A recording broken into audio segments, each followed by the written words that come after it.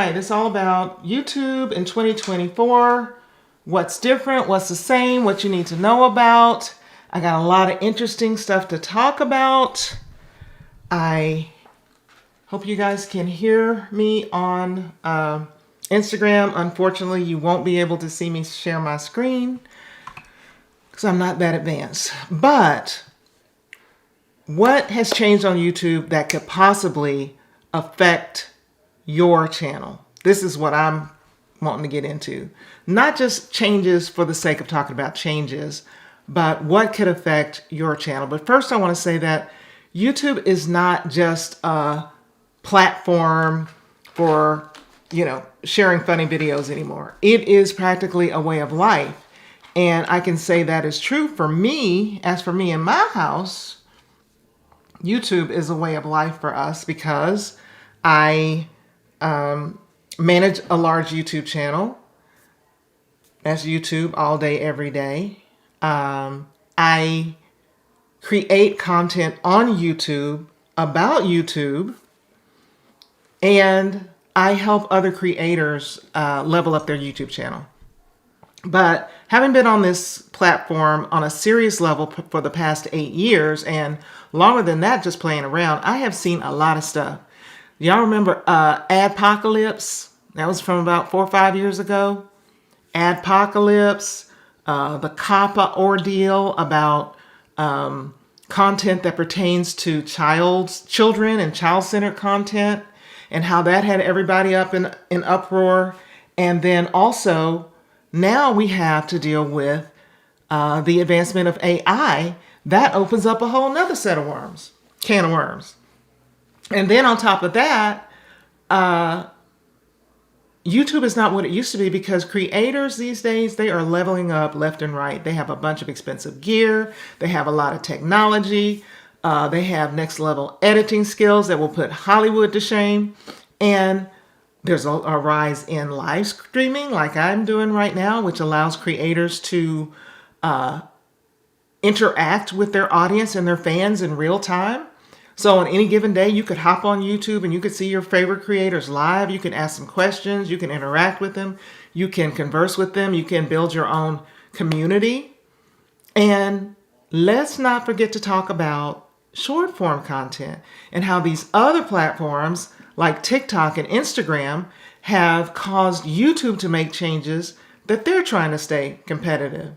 And what these platforms have done is they have kind of lit a fire under YouTube so that YouTube does not want to lose their audience to these quick dopamine hit platforms.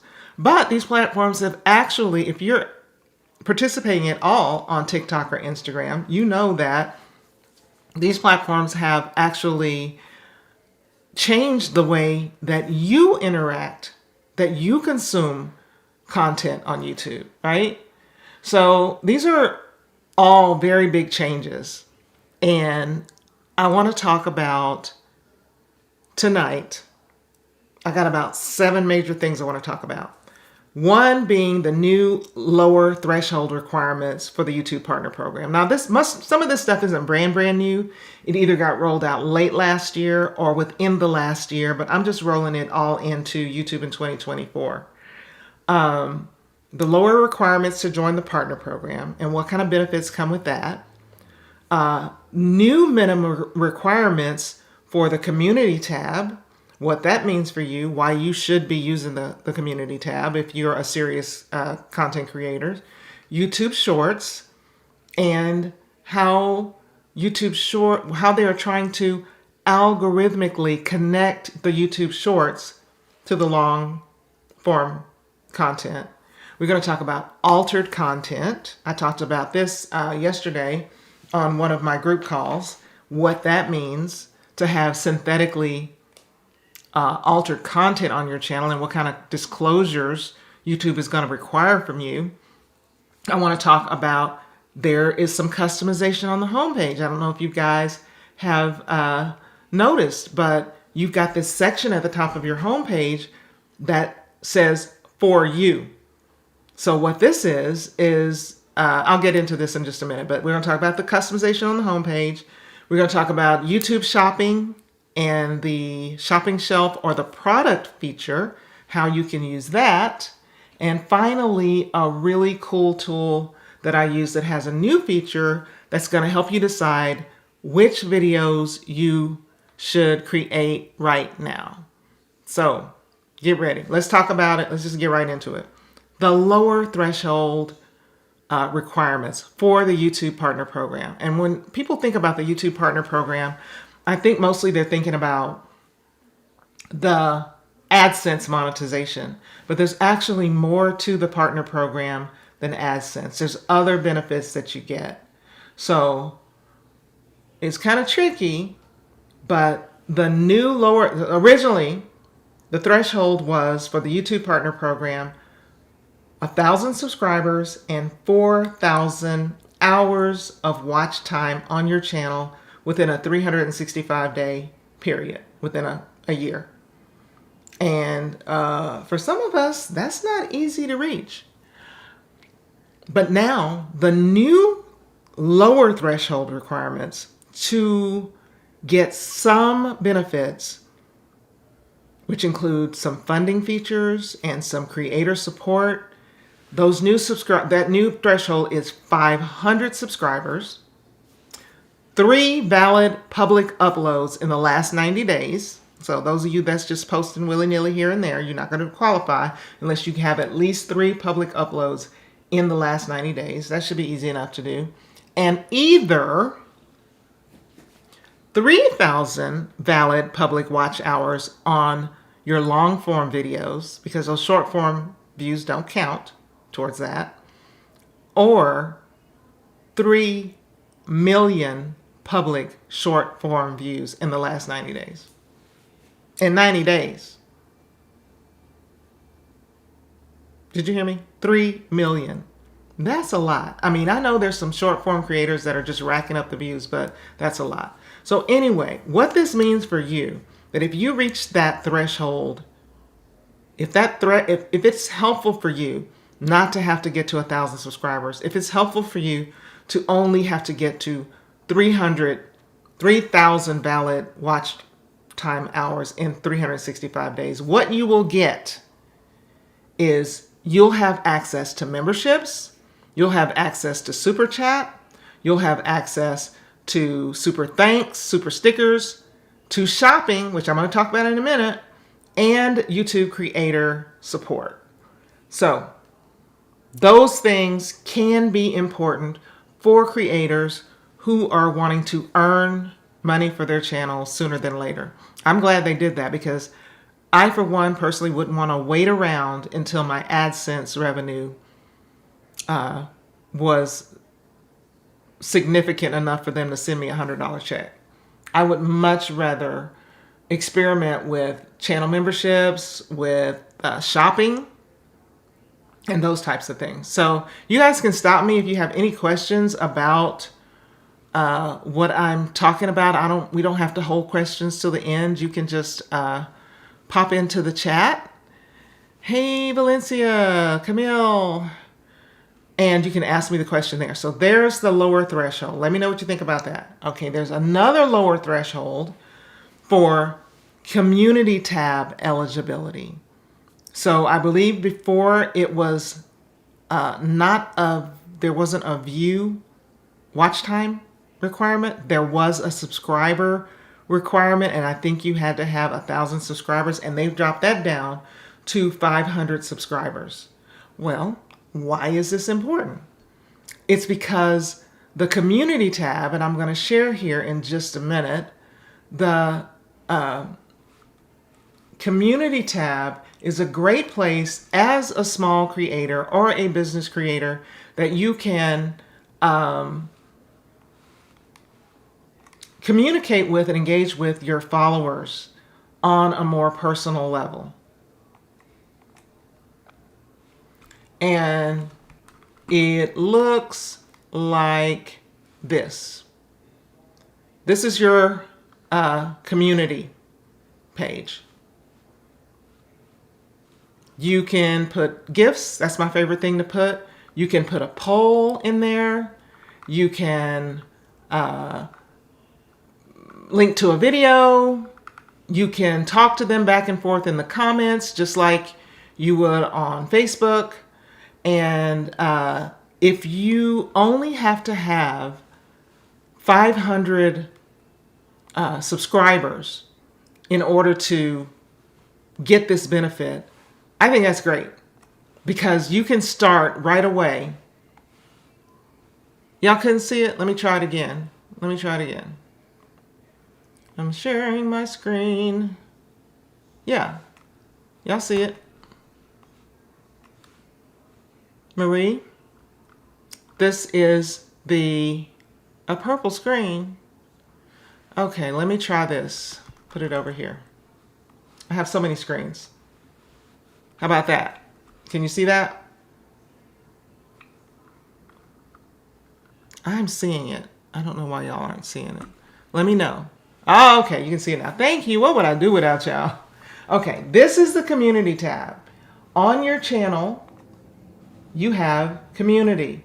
And you get this once you have, previously was for 1,000 subscribers. Now it's with 500. You can add an image. You can add an image poll. You can add a text poll like this one that just posted. And you can get people engaged about your content. You can ask them questions about your content. You can get their opinion about what kind of content they want to see coming up.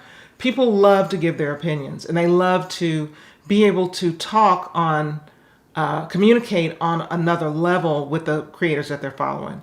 You could add a quiz, or you could link to one of your videos. Now, I wouldn't just use this.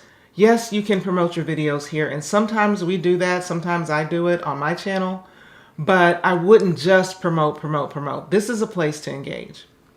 All right, so that's that thing. The other thing I wanted to show you guys and share with you is about YouTube Shorts. Let me know in Vanity says there's no longer a threshold for community tab. Things happen so fast. I think the video I looked at was just a couple of months ago, and they were rolling it out to less than 500. So great. Well, anyway, if everybody got the community tab, then everybody should be using it, and using it in the right way, which is to engage. Yes, you can do some promotion of your content, but engage with your followers and let them know, hey, I'm not just posting for y'all to watch. I'm here to interact with y'all too.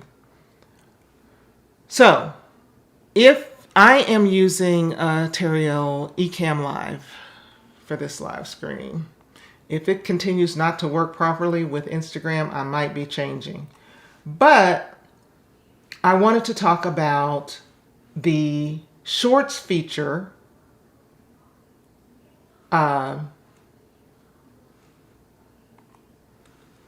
related feature on your Shorts. When you are posting a short, dinner party where I had a professional chef do a cooking demo an option in the back end to relate it to a longer form video. Aprons for all my friends it could be on the same subject, or it could actually be a clip from that video. Or it could just have something to do. You might think that if you watched my video on how to bake a Disney cake, you might want to watch my video on how to bake a fairy princess cake. So it doesn't matter. Giving all of us it's up to you on how to make this. Of course, you don't want to piss off your viewers and have them clicking on a video that has nothing to do with the short. We demoed 2 different plating styles for us to take inspiration from, and then it was our turn. Viewers are starting to notice this feature, if they click on this, that'll take them to the longer form video. So you can do that on, I think everyone has that. Sorry. Lord. Everyone has that. Thank you, Maddie.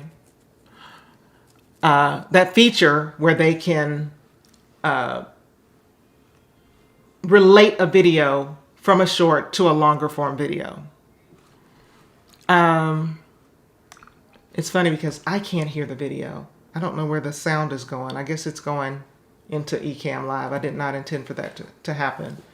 All right, so talked about 500 subscribers, or everybody has the community tab eligibility, and everybody should be using community tab. YouTube Shorts related feature. What about this altered content disclosure? What do y'all know about that?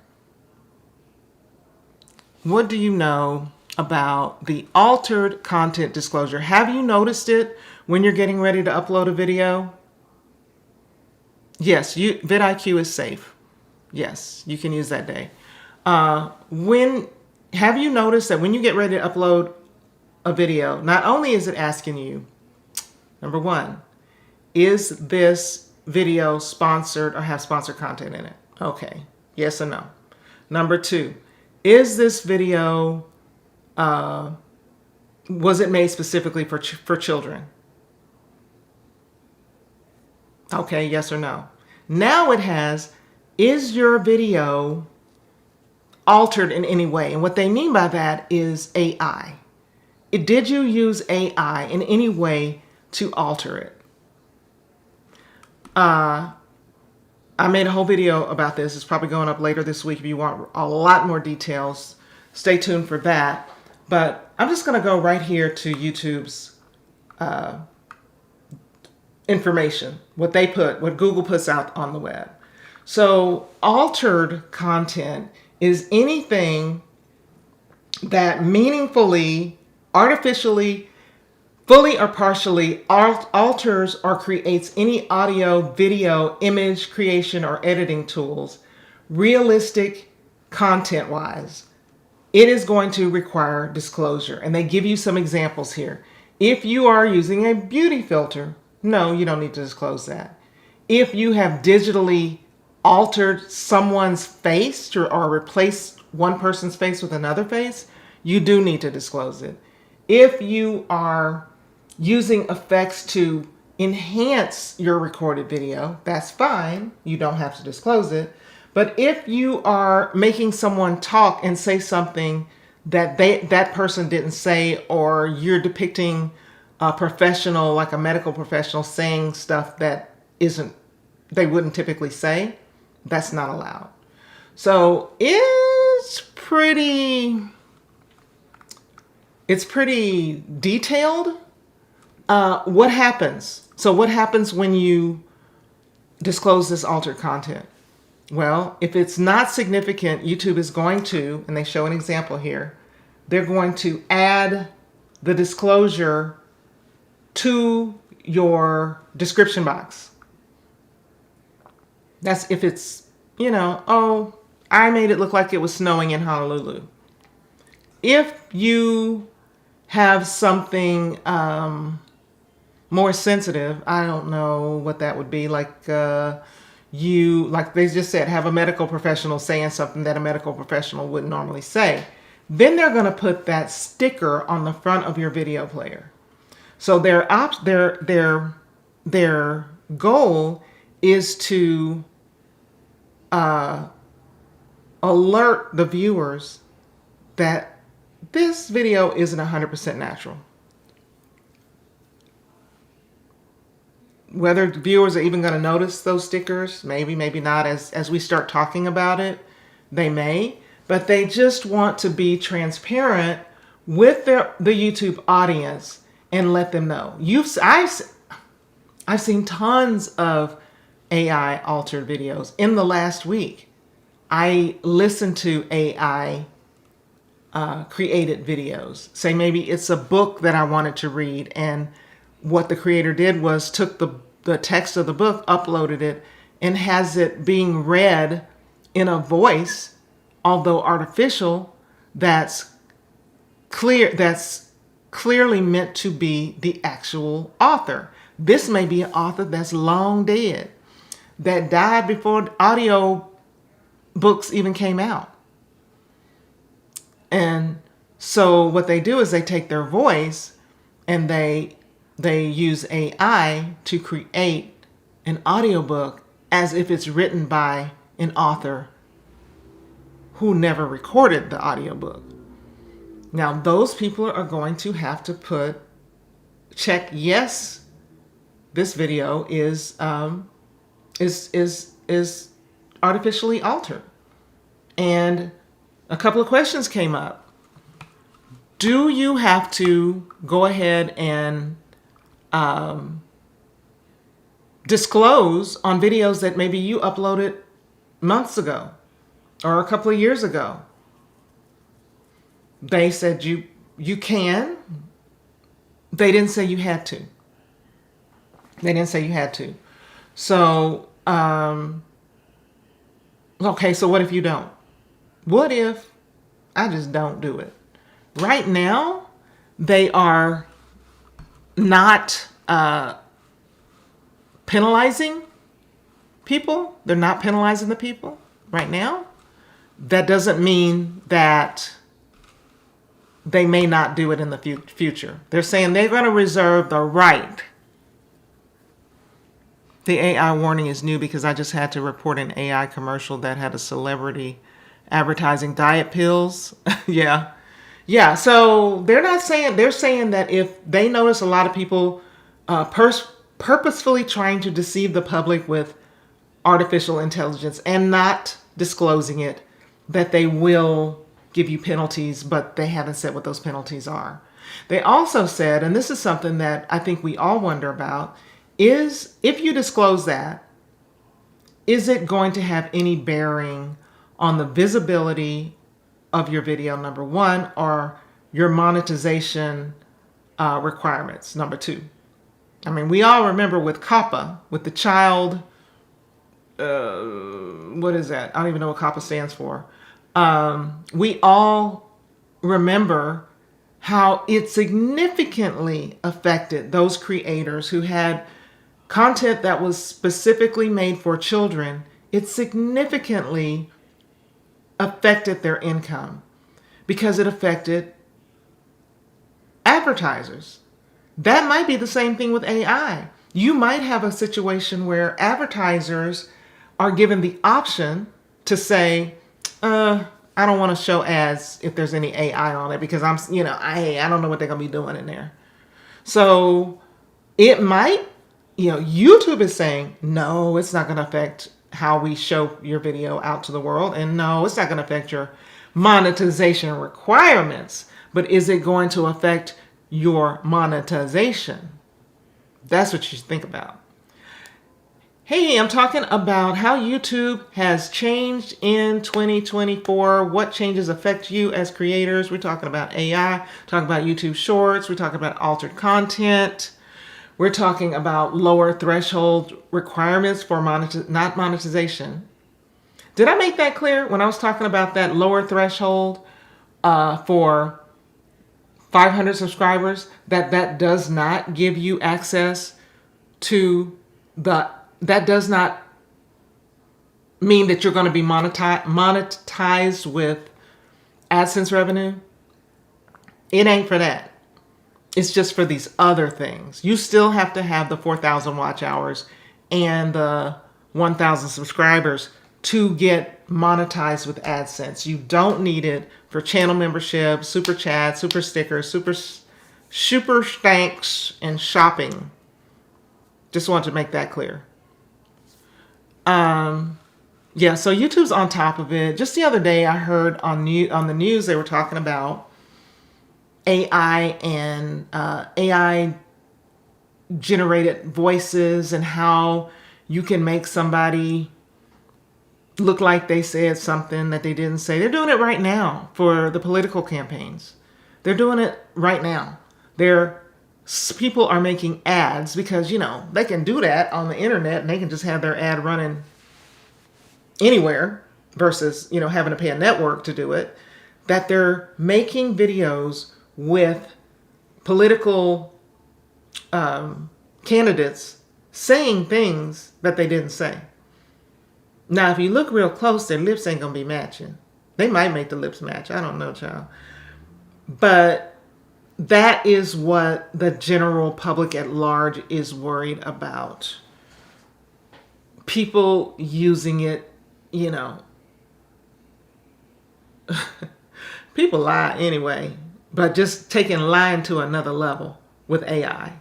That's what they're afraid of. So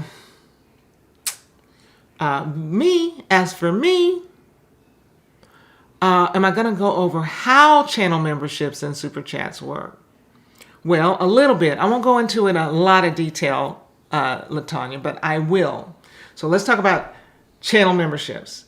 This is when viewers join your channel through monthly payments. It can be as little as just a few dollars a month. And then they get access to members-only perks that you offer.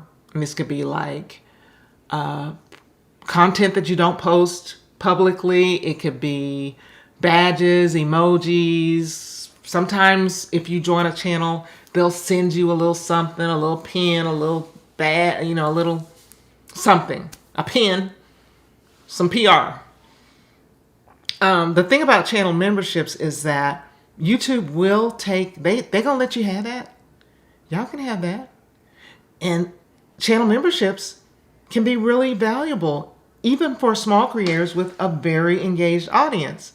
Let's just say you have 1,000 true fans, 1,000 dedicated people. They're like, okay, LaTanya, I like your content. I'm going to give you, I'll buy the membership, $5 a month. That ain't going to hurt me. $5 a month, 5 times 1,000, that's $5,000. Well, then YouTube takes a part of it too. Let me see, how much does YouTube get from? But it's something, they get something. What percentage? Oh my gosh, where are we?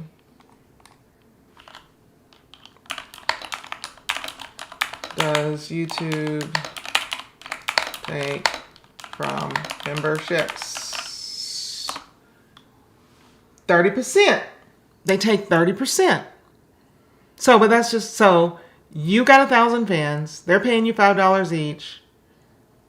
We said it would be 5,000, but really it's 3,000. I mean, no, YouTube takes 3,000. Lord, don't make me try to do math. 10% is $500, $1,500. They're taking $1,500.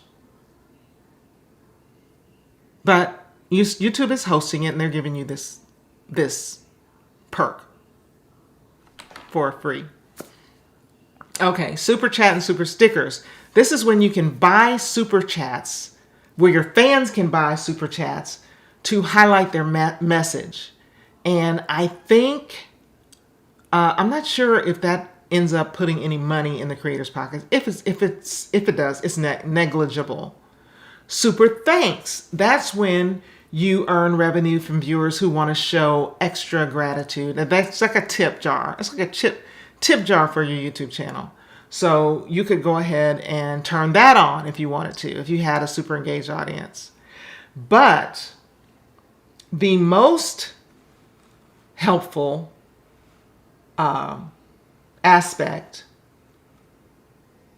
of this lower threshold requirements is letting you connect your merchandise store to YouTube to showcase your products.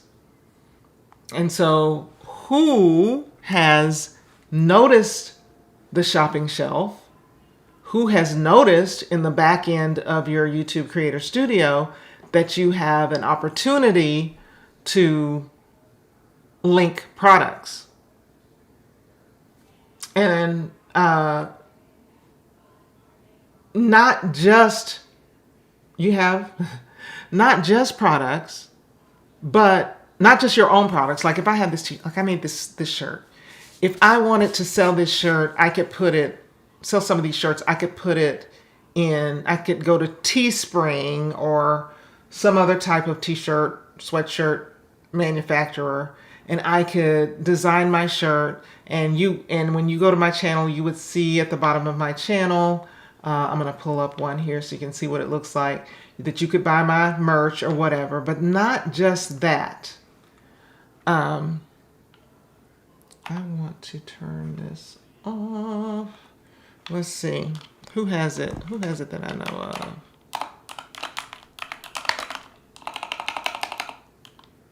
Oh, I know who. Tate. I noticed his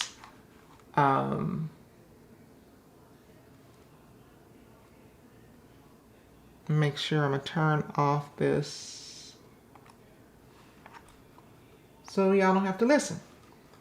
But I think he has some products. Oh, it's not on this video. I'm going to share my screen with y'all in just a minute as soon as I get it straight. Who else? I should have had it up already. But this is a great opportunity if you have merch, or if your audience is very product focused and you can make extra money by selling your products. Okay, I got something for y'all. Share.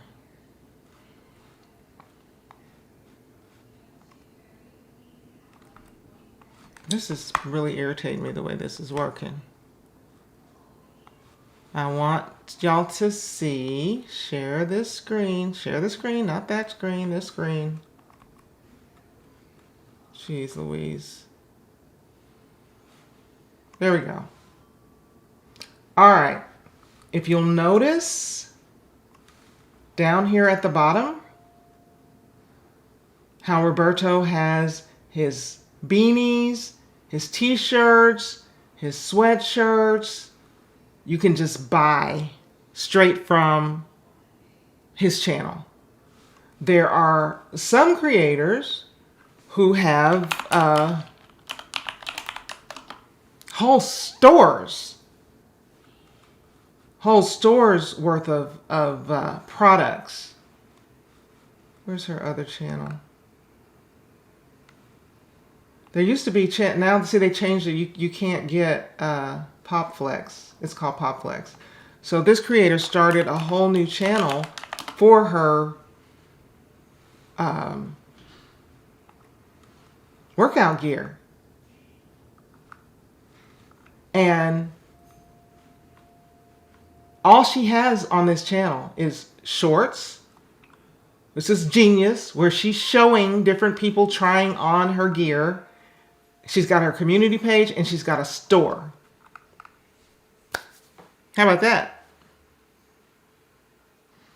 This is where you connect your channel to your store. You can have 4 or 5 products like Roberto, or you could have dozens of products.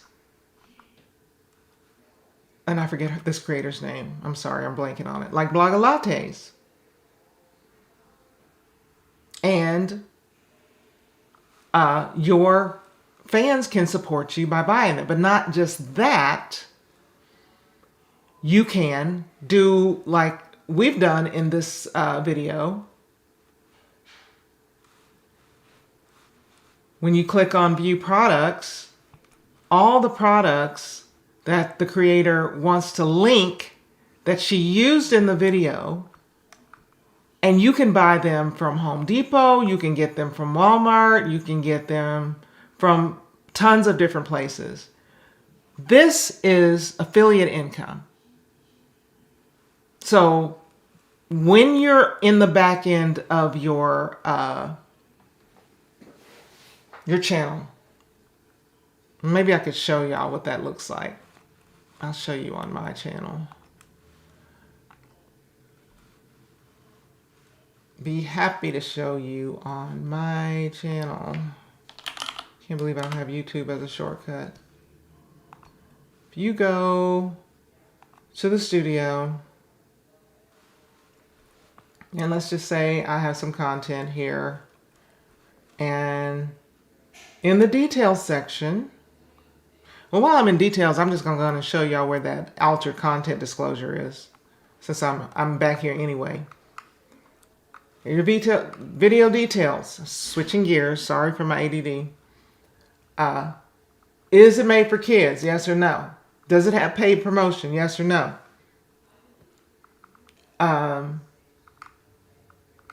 Did I pass it up? Oh, there it is. Altered content. You almost just pass right by that. I think they might have had a note pop up. Do any of the following describe your content? Makes a real person to say or do something they didn't do. Alters footage of a real event or place. Generates a realistic looking scene that didn't actually happen. That's where you would need to disclose that. But as far as the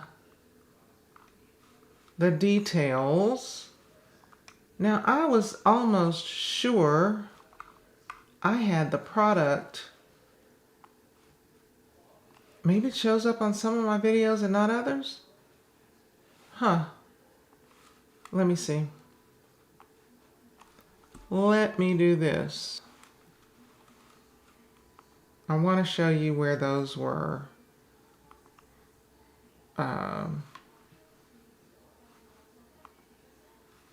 Where you get to choose those products and what kind of products you can choose.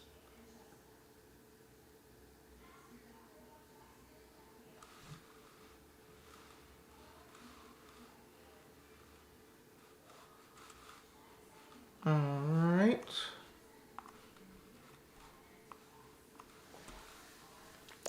Maddie, after monetization, can you edit old videos? Well, you're going to have to break it down a little bit more for me. What do you mean monetization? Do you mean if a brand paid you and you want to edit it? Do you mean if you got paid some AdSense revenue and you want it to? Give me some more details, Maddie. Of course you can. If you're just speaking of if after you made some AdSense money on it, you wanted to edit it, like go into the YouTube editor and trim out a part or do something like that, you could. It's not going to bother the monetization. Nope. But however, and if a brand has paid you to create sponsored content, and that depends on your contract with the brand. The brand is probably going to tell you more that you have to leave that video up and live for X number of days. It could be a year, it could be 6 months, it could be 30 days.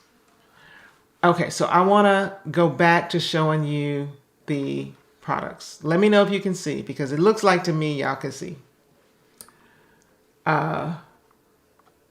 It's right here. Can you see the tag products? You can search. You can search for a pink sweater.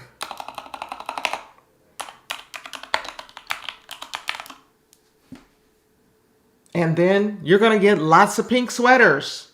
Maybe the one she was wearing.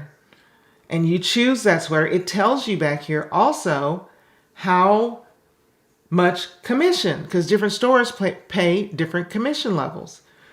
This one from Walmart is 15%. This one from HSN is 26%. This one from Walmart is 15%. So you can choose. You can say, well, I'm not going to use Walmart's link because they're only paying me 15%. I'm going to use HSN because it's going to give me a higher percentage. But it's the same thing. But this is where you would add your stores. You can also scroll down for a list of stores. If you have favorite brands that you shop for, they're all in there. And they're expanding this because when they first started using it, there was hardly anything in there. And it was just like, oh, this isn't even worth it. So that more and more brands and stores and retail locations are starting to hop on board. So you should be able to find a lot. And like I said, when you look at that video, cancel. I'm going to cancel it. When you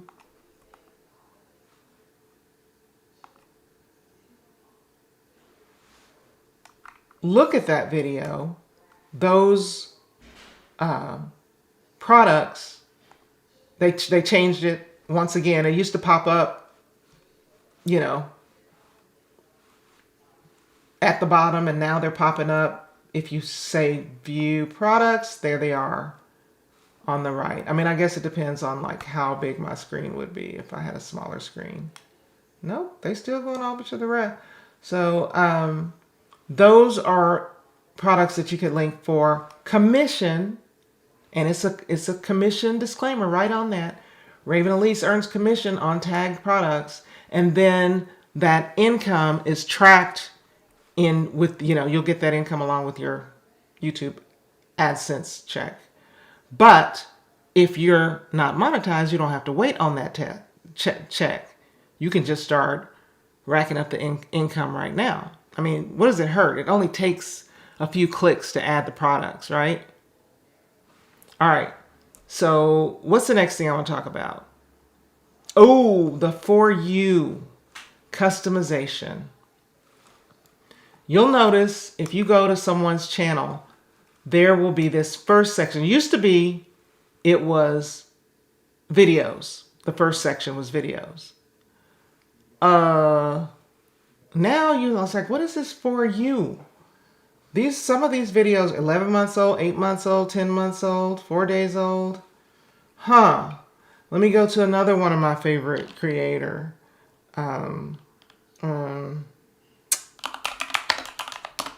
Let's go there. Why? I wonder how you figure that's for me. I don't know, but that's For You. They're putting on everybody's channel. It should have been rolled out to everyone by now. And so this video is 3 hours ago, 2 months ago, 11 days ago. What you can do though, in your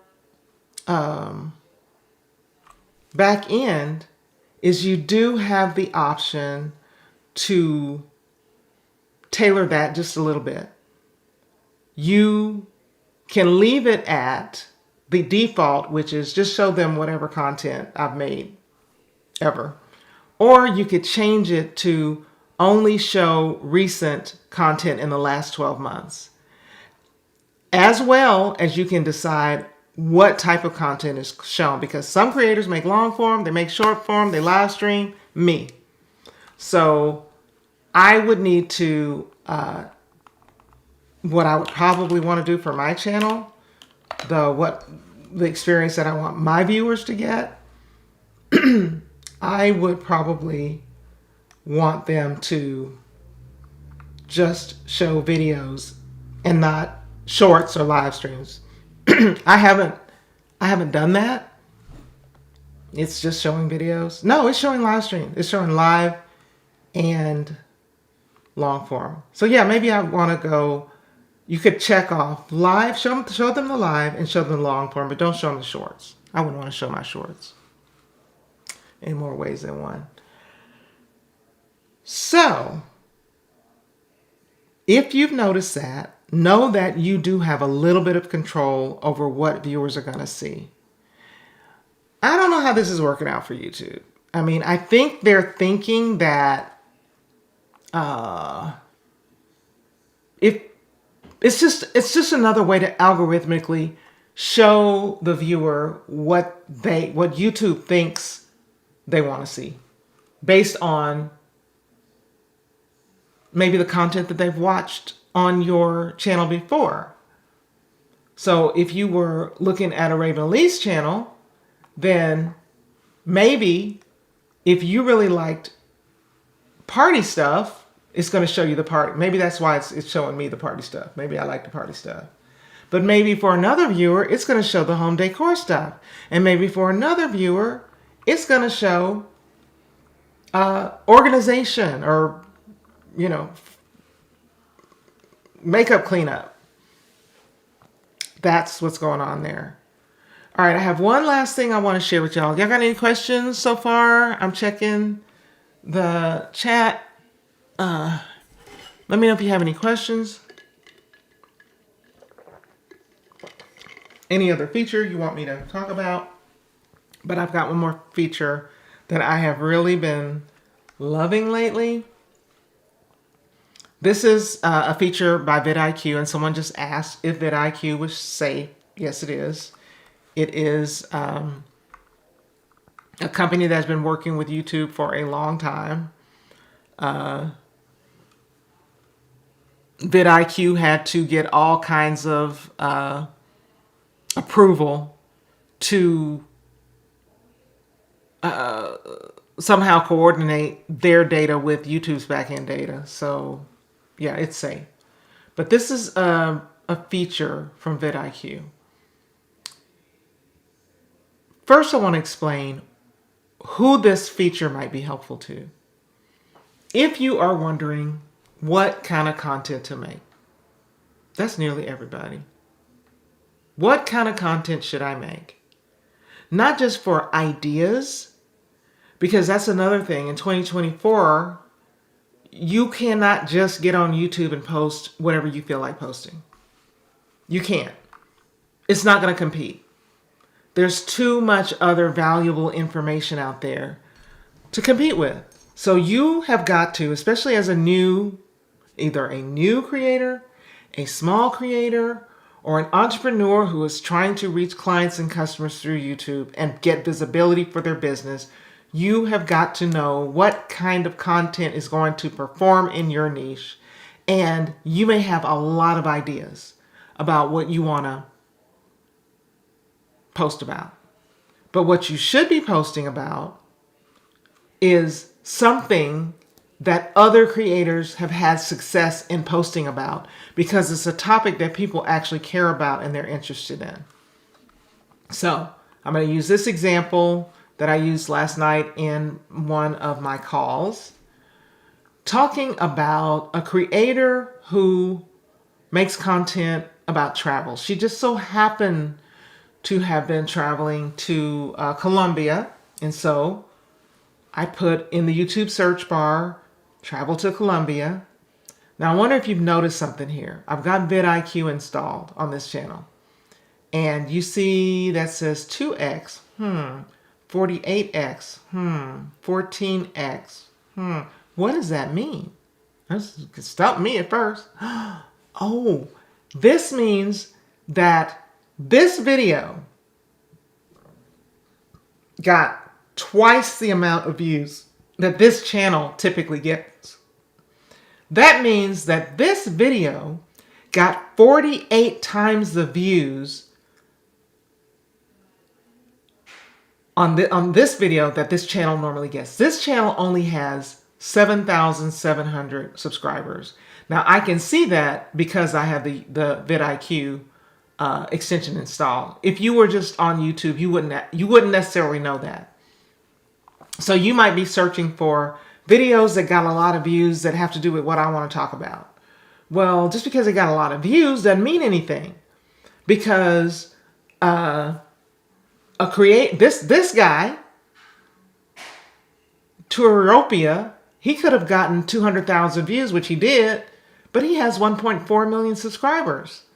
Part of the reason he has that many views is because he has 1.4 million subscribers. Okay, but this, even for him, this video is twice what he normally gets. So it was a good topic. Best places to visit. But this one, travel in Colombia, what you really need to know. Tips.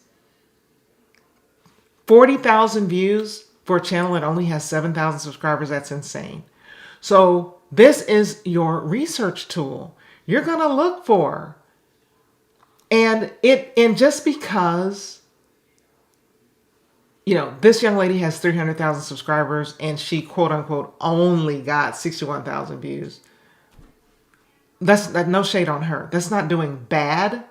But when it is 2, 3, 4, 5, 18, 14, and 48 times, then that tells you I need to do the same thing. I need to create a video that deals with that same subject, but it's my spin on it. It's my space on it. And the more recent they are, the better. So another trick is to go into your filters and filter. You could do this month. I used to do this year. Let's see what happens. This month. Who made videos this month talking about travel to Colombia, and have any of them been outperforming videos? No. There's one. There it is.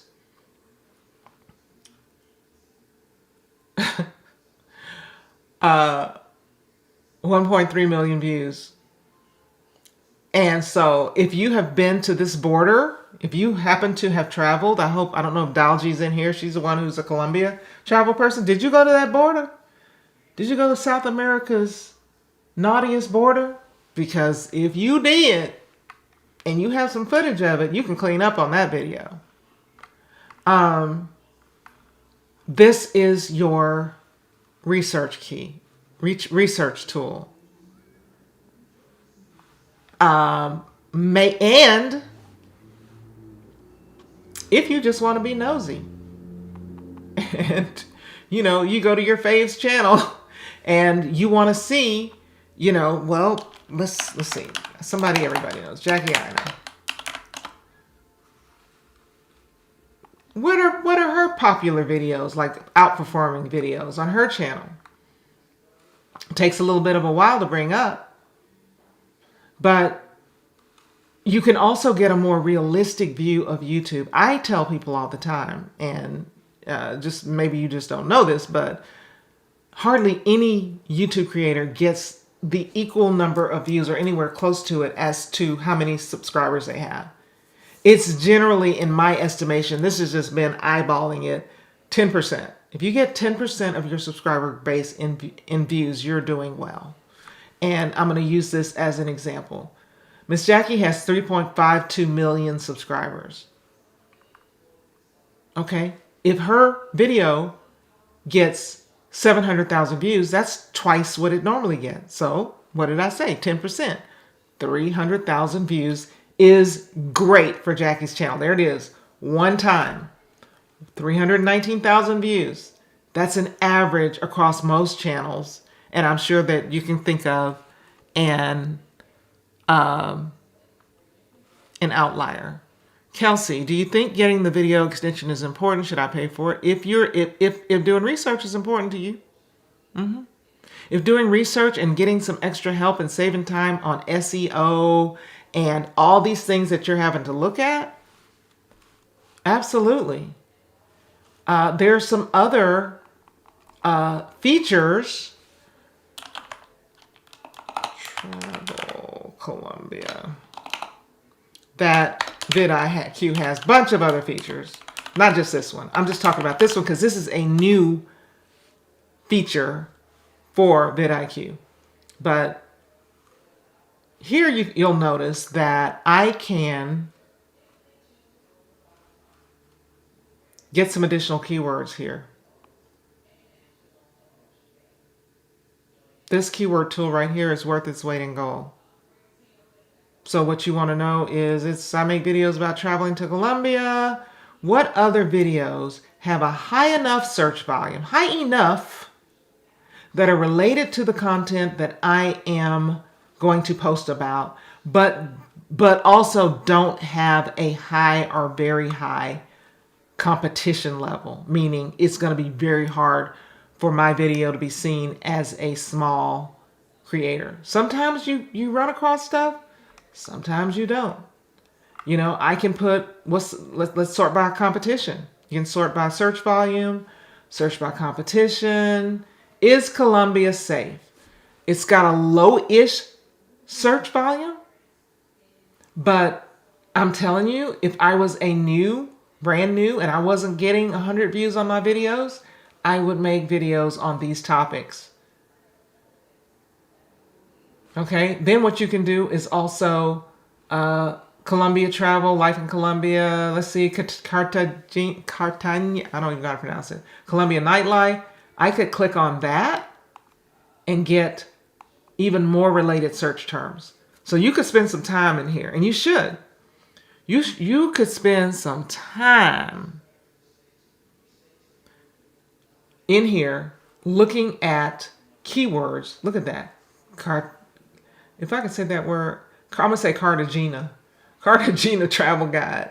Things to do in Colombia right here. This is ripe for the picking for this creator who makes content about travel and specifically just came back from Colombia. So yes, vidIQ is worth it. Just try to get it, pay for it for a month, and see if you could do without it the next month, because I can't do without it. lots of other features. You know, you may go to the, you know, you see these keywords here, these tags rather, that this creator is using.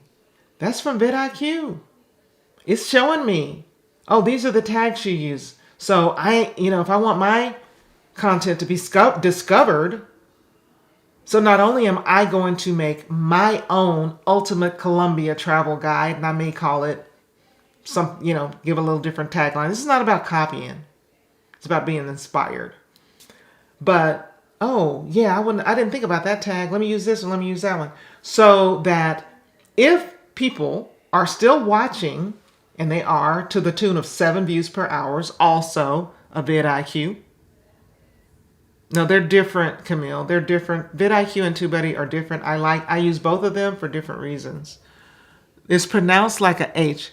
Cartagena. Is it Cartagena? I mean, I'm terrible at pronunciations.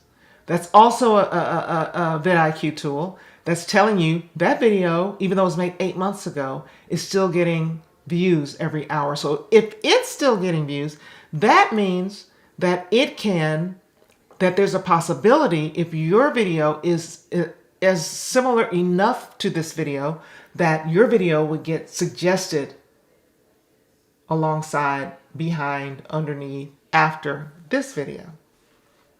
Because, as you know, when we're looking for information, I was looking for kid-friendly resorts in Caribbean today. I watched at least 8 videos because I didn't want just one person's perspective. And when people are looking at your videos, whether it's travel or whether it's a makeup tutorial or whether it's a try-on haul or a review on a brand or YouTube advice, they're not just going to want to watch typically one video. They're going to watch 2 or 3, and yours might be one of them. Thank you, Minka.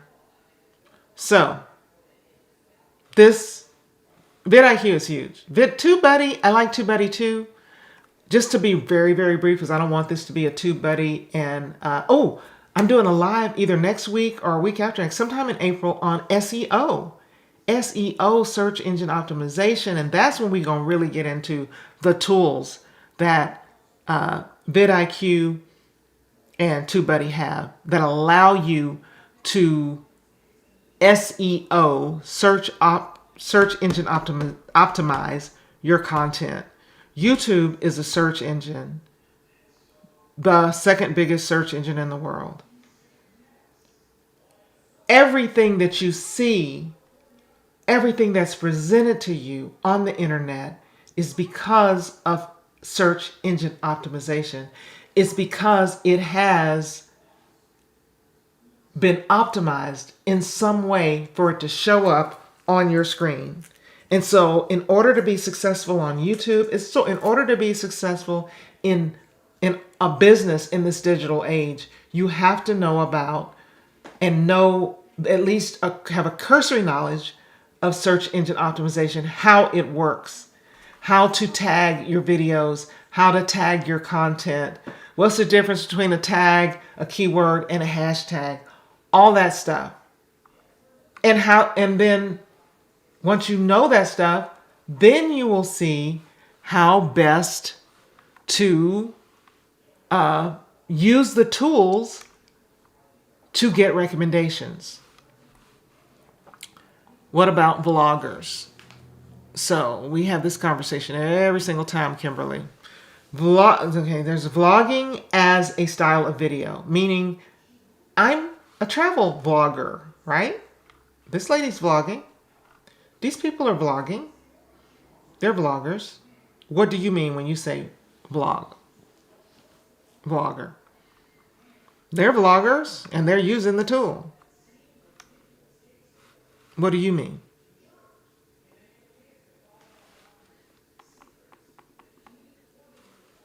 What kind of blogger are you? Yeah, need to know, and guess where you can learn, Day? Right here on YouTube. Right here on YouTube. Learn everything you need to know about SEO for beginners. Look at that. Did y'all know that when you start typing something in the search bar, you see how it's auto-populating? That's another way you can find content ideas. It's auto-populating. And it also means that this SEO for beginners that's showing up at the very top is the most popular, the most requested search term. Then travel, and then channel, and then foresight, and then for beginners 2024. That's going to help you with your, the vlog topic should be around what's served. Christian vloggers.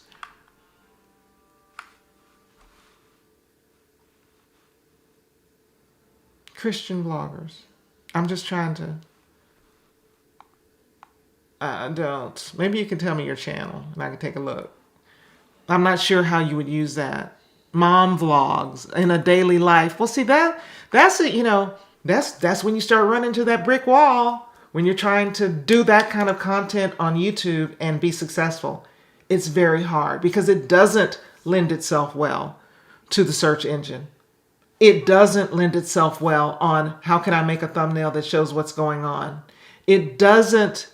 It may lend itself well to let me write a compelling topic, you know, depending on how interesting your life is.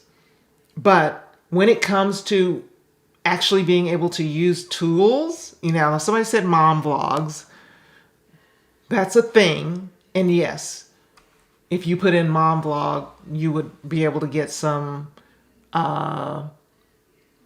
adjacent keywords. We'll do that in a minute. But so I was looking at the SEO for beginners. Let me just do that. This is also a place to get great ideas for our people. Is anybody really checking for what I want to talk about? That's the thing you need to ask yourself. Who checking for what I want to talk about? Anybody? A few people? Okay. So this is where Minka or Camille or whoever was asking about it can learn about SEO right here. Keep scrolling through. Don't stop at the first one. Stick with somebody that you can vibe with, that you kind of get their style and you can understand what they're talking about. That's the best advice for you. So let's see. Mom vlog. Let's do a keyword. A keyword search. When I type in mom vlog, what comes up? Mom blog, grocery shop with me, mom blog channels. Maybe there's people who just go around searching for channels. All right, let's do it. What will happen when we look?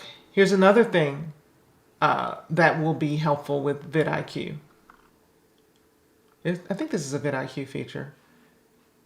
Or if it's not, maybe it's a YouTube feature. Top channels for this search term. Like who are the top, like who do I want to be like as a mom blogger? Who do I aspire? Not be like personality-wise, but who has a channel that I would aspire? Would I love to have 800,000, 700,000, 3 million subscribers? Let me see their journey. Let me see what they did. Let me see what they're into now. How'd they get started? How did they evolve into this mega channel?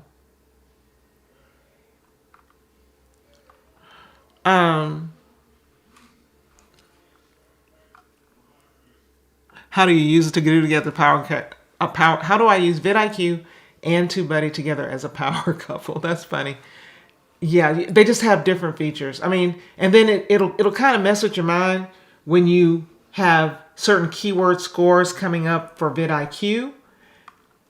Like vidIQ says, mom vlog has a high volume, high competition. When you go down to TubeBuddy says it kind of has a lowish volume, mid competition. I don't know. I don't use it in that way. But let's just say we wanted to see all the keywords that came along with it. Well, then we have, so to answer your question, yes, a mom vlogger can use this keyword tool to see What are people checking for? What are they checking for that I can compete in? Preferably, if you want to see something, if there's something that's a very high competition, you want to leave that alone. What you want to do is sort by low competition. Maybe low views, but I'm sure any one of the small creators would be happy to get a portion of these few thousand views. Whether it's a 3-month, year-old routine. I don't know who's looking for a 3-month, year-old. 20-year-old mom. Food weaning. There's one that might be applicable to moms. Black homemaker vlog. Black homemaker, I guess that's going to be a thing pretty soon. Yes, they suggest different content. I didn't read you all the way through. How often should I post? Should one post? Is every day an overload? It may not be an overload to your audience, but it may not be necessary. I would do a little bit of experimenting. There are people who have blown up on YouTube in past years doing daily vlogging. It's a lot. It's a whole lot. I think if you wanted to have a nice steady clip of growth, that 3 times a week would be great. And that is only because, and that is mainly because, you're going to, if you decide to learn how to use strategy to send viewers from one video to that video. You post on Sunday, Wednesday, Friday. Sunday's video should be funneling viewers to Wednesday's video to be funneling viewers to Friday's video. And then Friday's video funnels viewers back to Wednesday's, and Wednesday's funnels viewers back to Mondays. So y'all all know that in the first week, that's when your video gets the momentum. It's really in the first few days. But definitely after a week, it starts to go down. So what you want to do is film another video as soon as possible. Maybe not necessarily the very next day, but skip a day in between, skip 2 days in between, so that those videos can funnel traffic to each other. And that is a growth hack, my friends. That's a growth hack right there. But not too many people can pull it off because it is a lot to film and edit and get it up, film, edit, get it up, engage, film, edit, get it up, get it, that type of thing. So any other questions before I hop off? I know we've talked about a bunch of changes on YouTube, how YouTube has dropped some requirements, how they have added some requirements.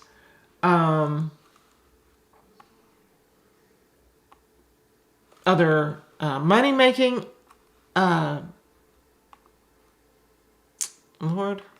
where did I go? I hit something. Money-making opportunities for you on YouTube, all the things. So let me know if you guys have any questions. What is this? Any more questions that I didn't answer? Either the couple people who are left on Instagram and the few of you are here. How come shorts get more views than others? Seriously? They're more engaging. Go watch Jenny Hoya's interview. Jenny Hoya is 18-year-old. She's a YouTube Shorts genius. She's blown up on YouTube Shorts, and she has a specific strategy. And after you watch that interview, you'll understand why some shorts, because some stuff ain't interesting. I know I make very dry. I try not to make it dry.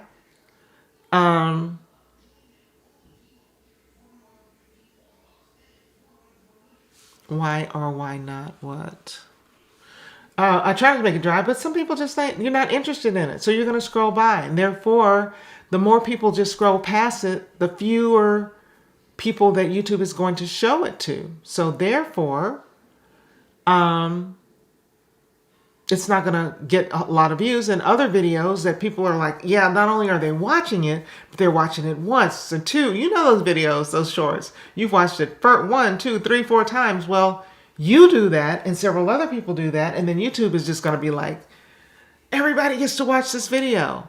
But if people just scrolled right past or they just clicked off in the middle of your short, it's not going anywhere.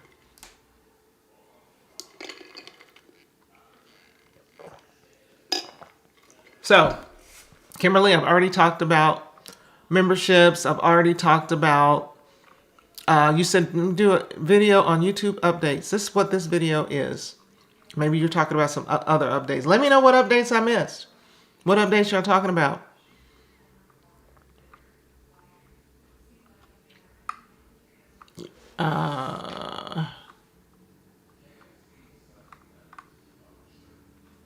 All right, so I don't see any more questions. I've been on here an hour. I'm coming on next week to talk about, let me see when that SEO video is going to be. I have them scheduled, but I don't have the schedule memorized. It looks like next week is managing social media as a small business, which if you're on YouTube, you should be a small business anyway. Then the next one on the 18th is on SEO optimization. So we're talking about managing social media. That also might be helpful for you creators who are creating content for more than one platform. How do you keep everything straight? How do you stay consistent? How do you get everything done? It's a lot, especially when you have a life outside of YouTube. So that's what we're talking about next time, you guys. Thanks for being here, and I'll see you later.